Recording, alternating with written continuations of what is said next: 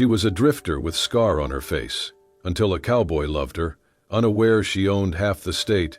"Please, you have to let me hide. If they catch me, I'm dead."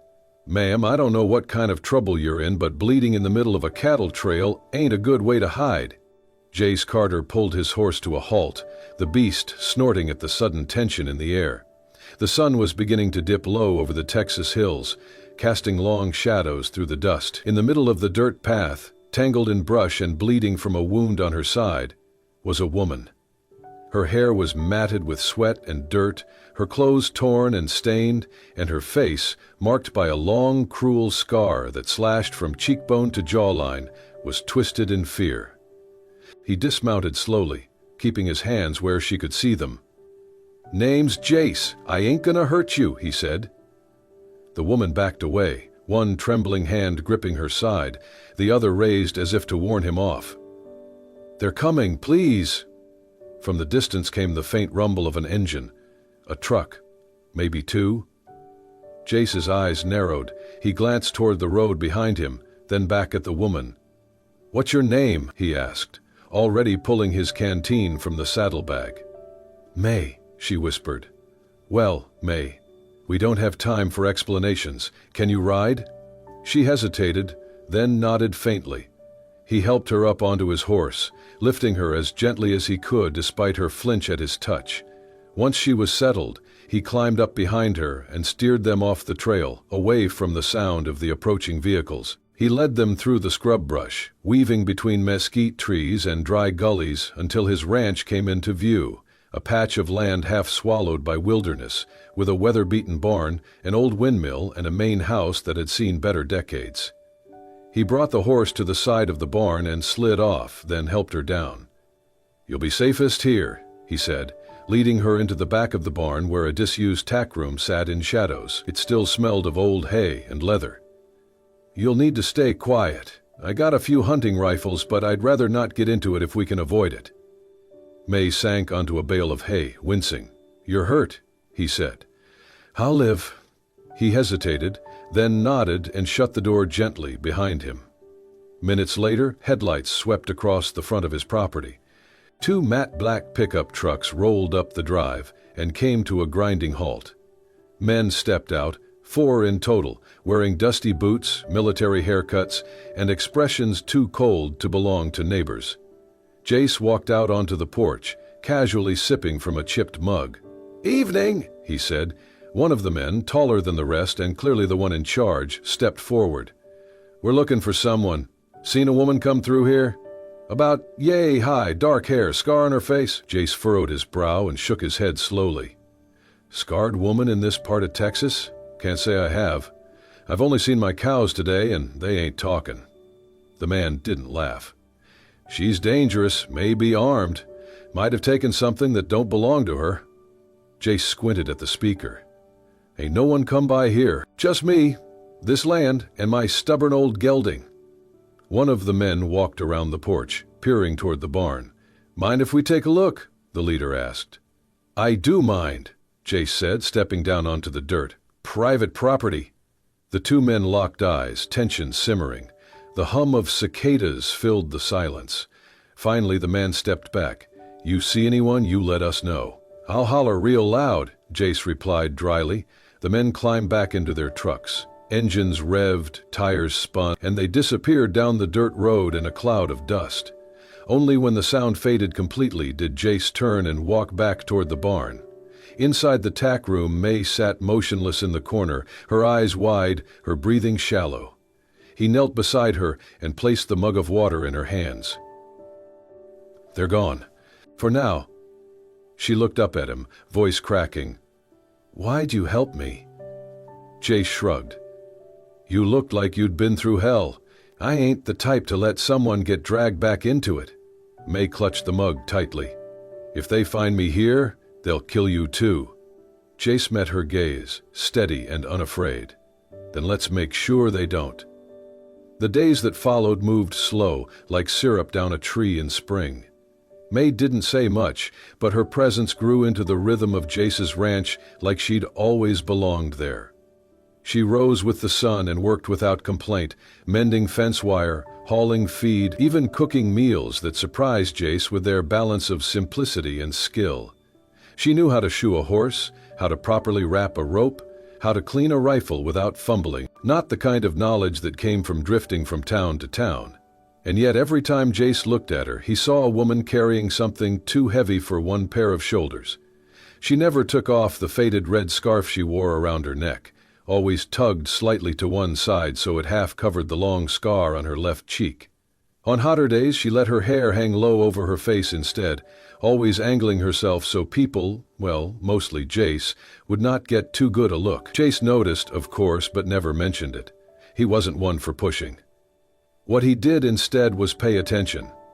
He watched how she avoided mirrors, how her eyes shifted when he got too close.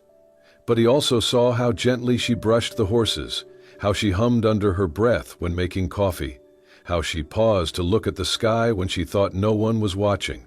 By the end of the first week, it was clear to Jace that May wasn't just passing through. She was hiding, healing, or maybe both. And though he knew better than to fall for trouble, trouble had never looked so fragile, or so fierce. One evening, as the wind picked up and dusk painted the fields in purple and gold, they sat together on the fence rail, watching the horses graze in the pasture. Jace passed her a chipped mug of sweet tea and leaned back on his elbow. "You handle horses better than most ranch hands I've seen." May took a slow sip. "They don't lie to you. You hurt them, they run. You feed them, they stay." "That's simple, huh?" She nodded. "People should be more like horses." Jace chuckled lightly. "Maybe they are. Most just scared to show it."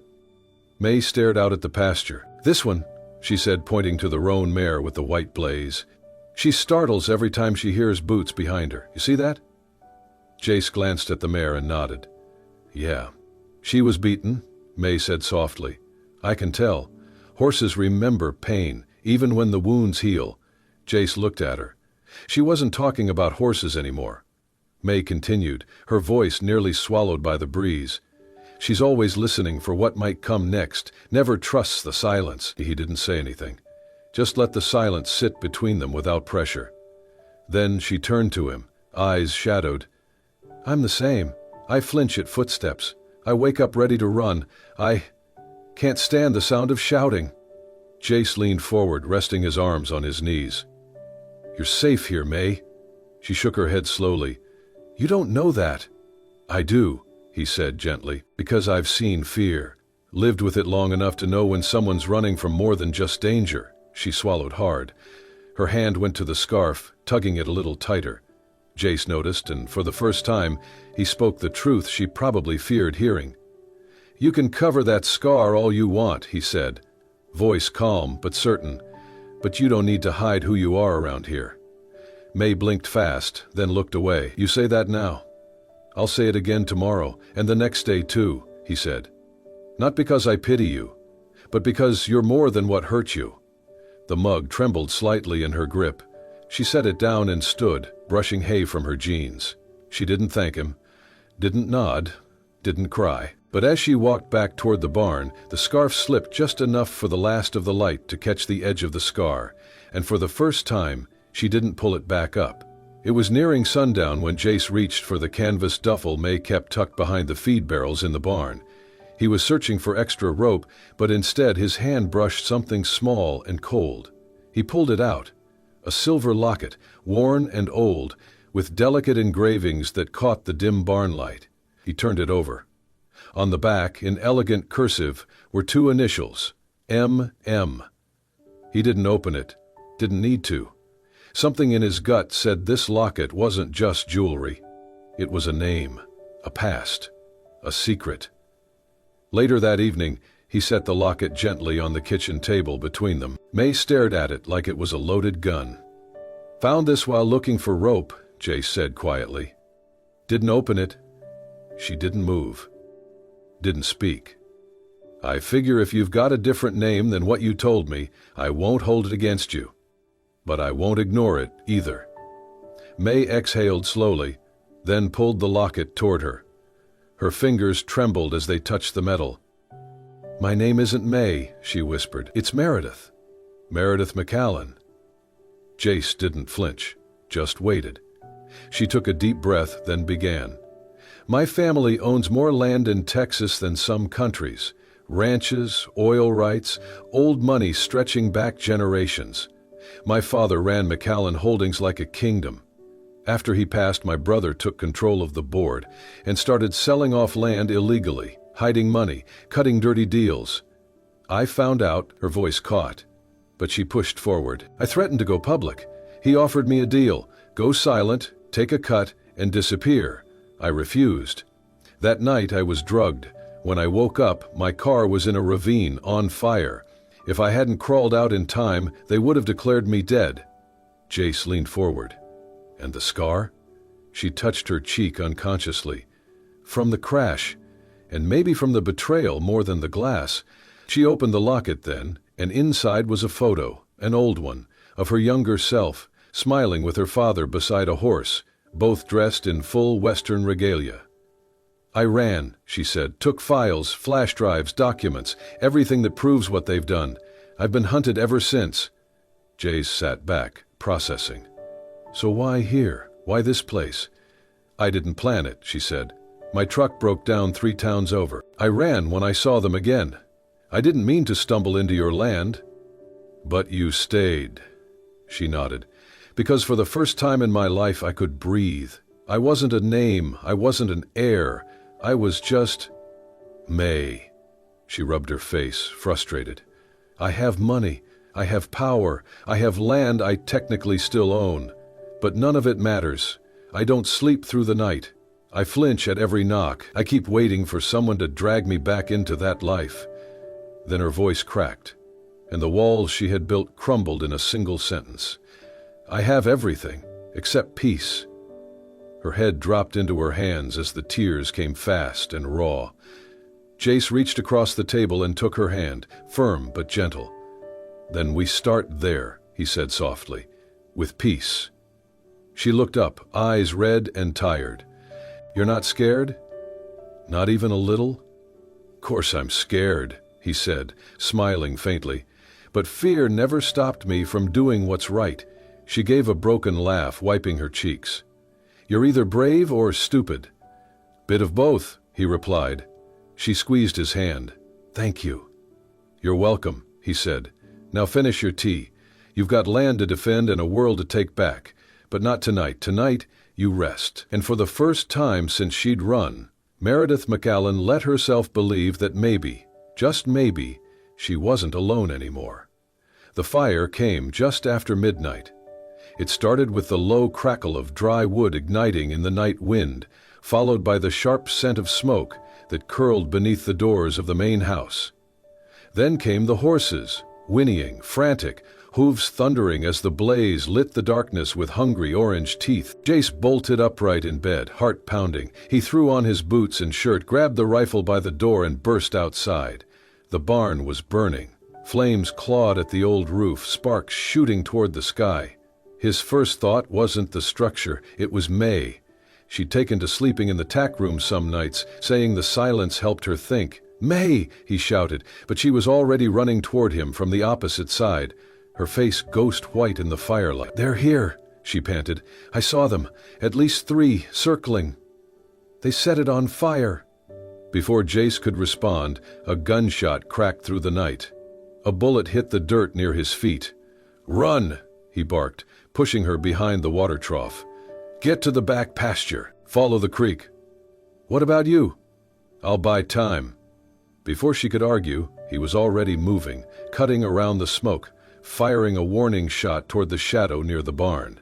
The next few moments were chaos, shapes in the dark, muffled voices, a sudden punch to the side of his ribs. Then a second man lunging from behind the wagon, tackling Jace hard onto the dirt. Fists flew, wild and brutal. He fought back with everything he had, but they were trained lamely. Ruthless. One landed a blow to his temple with the butt of a pistol, and the world went sideways. The last thing he saw was the blur of a figure disappearing into the trees. May. Darkness swallowed everything after that. When Jace opened his eyes again, it was daytime. Faint light filtered through old wooden slats, the smell of burnt wood mixed with something warm. Stew, maybe. His body screamed in pain with every breath. He tried to move, but felt a firm hand press against his shoulder. "Don't." The voice was soft, trembling, familiar. He turned his head. May was sitting beside him, eyes bloodshot, a bowl of broth in her lap. She looked exhausted, her hair pulled back in a messy knot, her scarf missing, scar fully visible in the daylight. "How long?" he managed to rasp. 3 days, she said. "You had a concussion, bruised ribs, split lip. I thought—" She swallowed. "I thought I'd lost you." He blinked slowly, the world still foggy. "I dragged you out," she said. "When they left, I came back, put out what I could, hid you in the cellar under the feed room. Stitched what I could, used every trick I know." Jace tried to sit up again, groaning. "They still around?" "No," she said. "They think I'm gone. But they'll come back." He looked at her. Really looked. She was all sharp lines and exhaustion, the scar across her face a jagged memory carved in skin. But her eyes, God, her eyes, were fire and storm and everything he'd never let himself hope for. "I'm sorry," he said, his voice barely a whisper, "for bringing this down on you." She shook her head, eyes glistening. "You didn't bring this, I did. But you stayed." Jace closed his eyes again, too tired to speak. And that's when she said it, in the quiet of the barn, with the last embers of the fire still smoldering outside. She leaned close to him, her fingers brushing his bruised hand. "You never looked at me like the others do," she whispered. "You never stared at the scar, never winced, never saw me as broken." A tear slipped down her cheek. "You looked at me like I was real, like I mattered, like I was someone worth saving." She pressed her forehead gently to his, breathing in the moment. "Don't die on me, Jace. Please. You're the only one who ever saw me like a person, not a possession, like I was more than what they left behind." He didn't answer. His body was too broken for words, but his fingers curled slowly, weakly, around hers. That was enough. The morning Jace was finally strong enough to sit upright without groaning like a dying steer. The sky opened with a steady, soaking rain that drummed gently on the tin roof above them.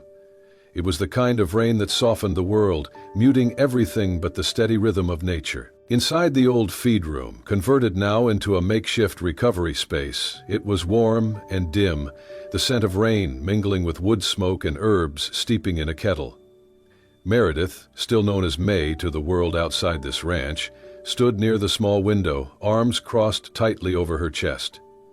Her eyes were distant, following the lines of raindrops crawling down the glass, but her thoughts were elsewhere, tangled in everything they had endured and everything still to come. Jace stirred behind her, shifting slightly against the pillow.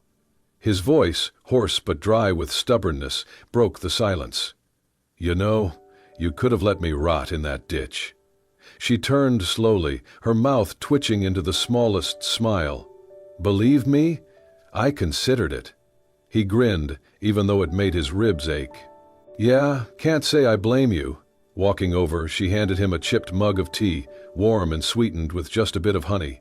"Drink this. It'll help." He took it with a quiet thanks and sipped slowly. 3 days, you said?" She nodded. "You were out cold most of it. Fever, concussion, broken rib. You looked like hell.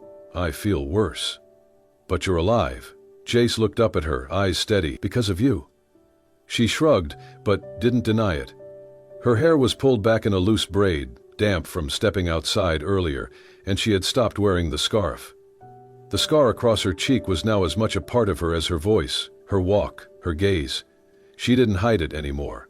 Not from him. "I'm staying," he said, voice low but certain. She blinked. "You're in no shape to be talking big." "I mean it," he rasped. "This land's mine, always has been. And now you're part of it. I'm not going anywhere, and I'm sure as hell not letting you go." She looked down, lips tightening, eyes misting. "You could be killed just for being near me." "I almost was," he said with a smirk. "Still here." She lowered herself into the chair beside his cot, her fingers fidgeting with the hem of her sleeve. "You really are stubborn." "Only about the important things." They sat like that for a moment, rain tapping softly on the roof, fire crackling nearby. Then she said it, the truth she had wrestled with in silence for too long. "I can't keep running, Jace. I thought I could, but after seeing you, after nearly losing you—" She trailed off, then found the strength again. "I choose to stay." Jace reached over and took her hand, rough fingers curling around hers. "No promises," he said. "No pretending this ends easy. But if we're going to take on the bastards who tried to bury you, we do it together." She nodded. Together. That night, for the first time in a long time, they slept side by side. Not out of desperation or lust, but out of something quieter and deeper. Trust. Meredith lay curled beside him, head on his shoulder, one hand resting lightly over his heart. In the mornings, they pored over documents, maps, and blueprints of corporate holdings. Meredith laid out everything she had smuggled from the McAllen vaults, proof of illegal land transfers, offshore accounts, bribed officials, and coded messages between board members, names, dates, signatures. "It's enough," she said. "If we send this to the right people, they'll fall." Jay studied the pages, not understanding all of it, but seeing the fire in her eyes. "Then let's make sure it gets where it needs to go." They worked during the day, Jace at the barn, Meredith coordinating safe drop points through the encrypted contacts she still had from before.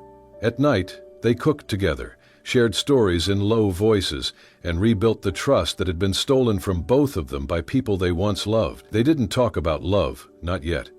But it was there, in the way Jace watched her when she laughed for the first time in weeks, in the way Meredith reached for his hand without thinking, in the way neither of them looked at the scar on her face like it defined anything at all. One evening, as they stood under the porch, watching the sun set over the drenched earth, Meredith said, "You know what we are?"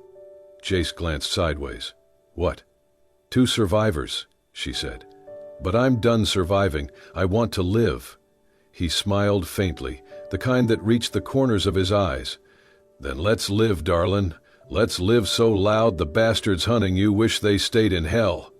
And from that moment forward, they didn't look back. The morning they sent the files, the sky was clear, eerily clear. No clouds, no wind, just stillness, like the land itself was holding its breath. May sat at the kitchen table, her laptop open before her. Around her were flash drives, sealed envelopes, printed pages with signatures and dates. Everything she had risked her life to gather. She clicked send on the last email, addressed to the state attorney general's office and an independent investigative news outlet she knew could not be bought. Beside her, Jace stood quiet, his hand on her shoulder. "It's done?" she nodded. "It's out of our hands now." But they both knew it wouldn't be that easy. 2 days later, they came. It was just past midnight when the first motion sensor tripped. Jace was already half-dressed when he heard the sound. Boots, too many of them, moving through dirt like they owned it. He grabbed the shotgun and headed out the back, signaling with a flashlight to the hills. Meredith had been working with more than just papers. Quietly, through local contacts, she had warned the few people she trusted in the community. Ranchers, outlaws turned fathers, women who ran safe houses and trailer parks. People who didn't need proof to believe her because they had all been touched by the long reach of the McAllen corruption. Tonight they showed up, not to fight for her, to fight with her. The attackers came in military formation. 5 SUVs, blacked out, headlights off, tactical gear, flash suppressors. They weren't just men, they were trained. But they didn't expect a dozen country folk who knew every inch of the land. The first clash happened near the eastern fence. Jace flanked them, fired into the air, drawing attention. Someone else dropped a tire spike under their lead vehicle. One man fell into a covered trench they'd dug the night before. It wasn't a war, but it was enough to hold them.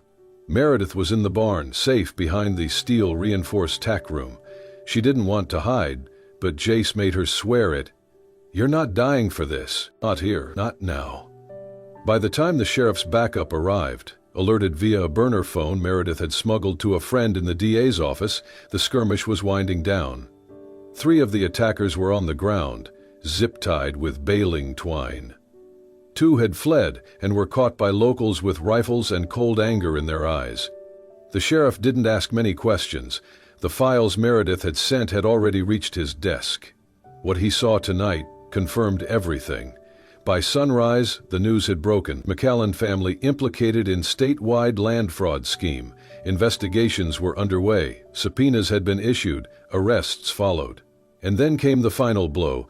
Meredith's brother, Thomas McAllen, was apprehended trying to cross into Mexico in a private jet, found with offshore documents and multiple fake passports. He was flown back in handcuffs, and Meredith stood waiting for him when the FBI brought him to the regional courthouse. She wore jeans, a plain white shirt, boots caked in ranch mud, no scarf. The scar across her face caught the light as she stepped forward, fearless. Thomas was thinner than she remembered. Arrogant still, but his eyes betrayed confusion, disbelief that his little sister had survived, fought back, and won. They let her speak. 1 minute. She stood inches from him. "You always said land was power," she said calmly, "that whoever held it made the rules. You destroyed lives chasing that," he scoffed. "And now what? You think they'll love you for this? You turned on your own blood." "I didn't turn," she said. "I just stopped pretending I was blind." Her voice dropped, but her eyes didn't waver. "You said land is power. But you were wrong, it's responsibility, and I'm going to use every acre you tried to steal to fix what you broke." He laughed bitterly. "You're nothing without that name." She smiled faintly. "That's where you're wrong again. I'm more now than I ever was inside your empire." He was led away after that, shouting over his shoulder, but she didn't hear the words. Behind her, Jace waited near the courthouse steps, hat in hand. When she came down, she didn't say a word, just fell into his arms. "You did it," he murmured. "We did it," she replied. Above them, the courthouse bell rang out, like a long-delayed promise finally fulfilled. The following weeks passed like a breath held too long, finally exhaled. The investigations confirmed what Meredith had fought to prove. Her brother and his partners were indicted. The McAllen name no longer whispered in power, but shouted in scandal. Her own name, Meredith McAllen, was cleared. The attempted murder charges against her brother stuck. The land was traced, restored, and many of the people who had been forcibly pushed off their homes were offered restitution. But more than that, Meredith had the chance to choose who she would be, now that she no longer had to hide.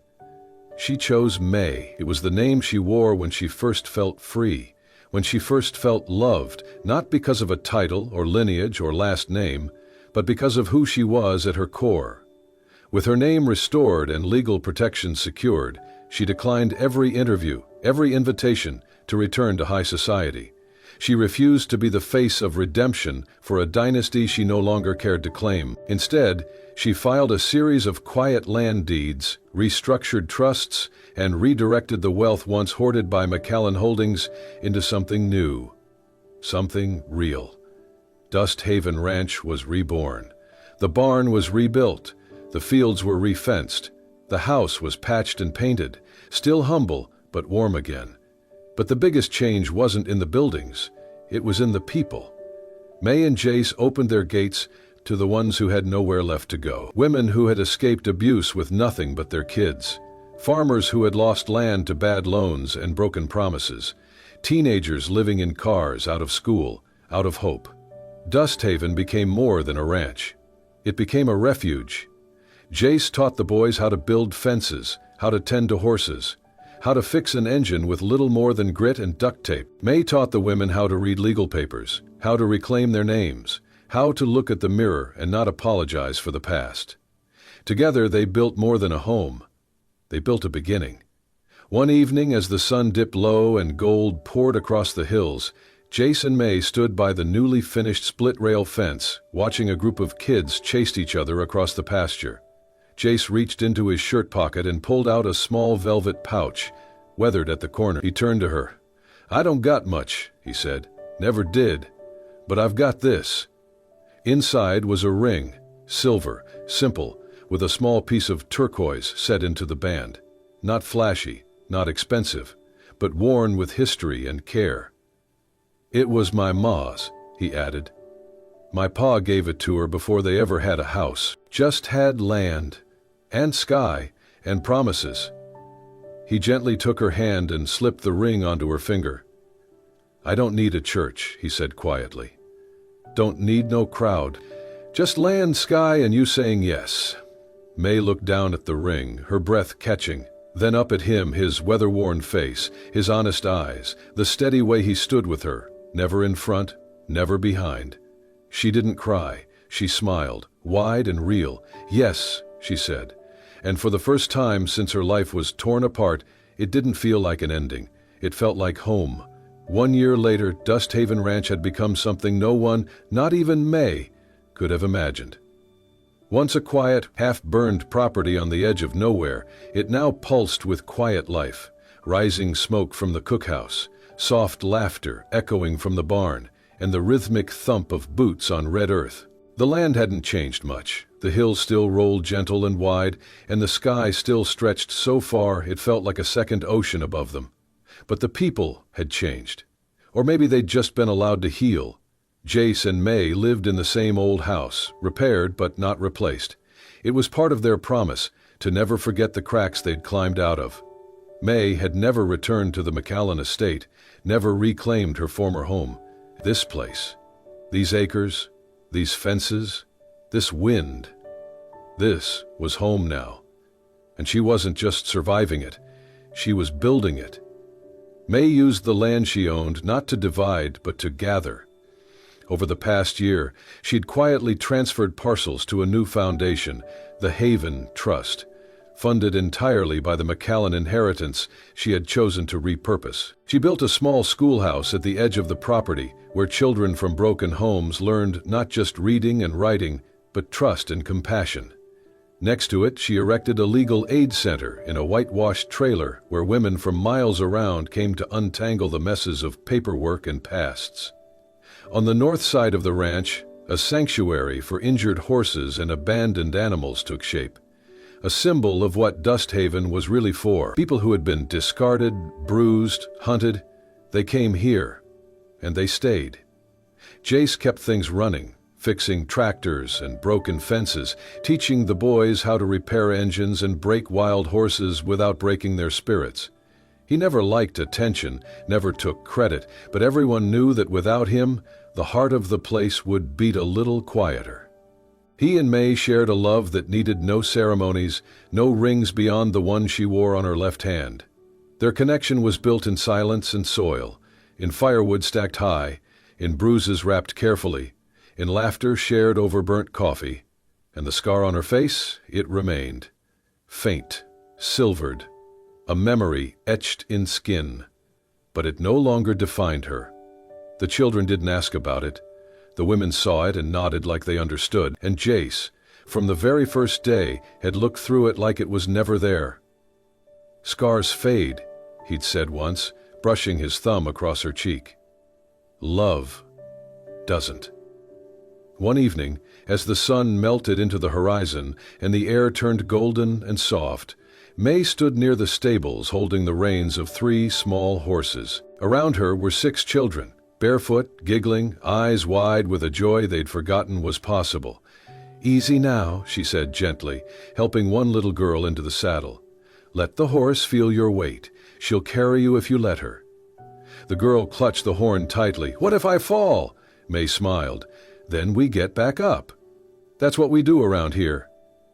One by one, the children rode across the open pasture, their laughter mixing with the whinnies of horses and the rustle of prairie grass. Jace leaned against the fence, arms crossed, watching her like he always did, not with possession but pride.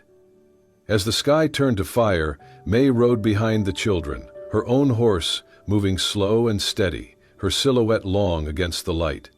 Her face, turned slightly toward the wind, caught the last rays of sunlight. The scar was still visible, but it was no longer what people saw first. Now they saw her smile, the one that only comes when the soul knows peace. As she passed under the ranch's front arch, The wooden sign overhead creaked gently in the breeze. The words carved into the wood, weathered and bold, read, "Dust Haven, where scars fade and souls begin again." And beneath it, in small letters only the closest would notice, someone had etched a second line, "Founded by two survivors who chose to love louder than fear." The wind picked up, carrying laughter, hay, and the scent of something new. Not just survival, not even justice, but joy. And so, from fire and fear, betrayal and scars, came something far greater than escape. A life rebuilt, a love reborn, and a sanctuary where the broken could become whole again. May and Jace did not just survive. They chose to live, to give, and to turn their pain into purpose.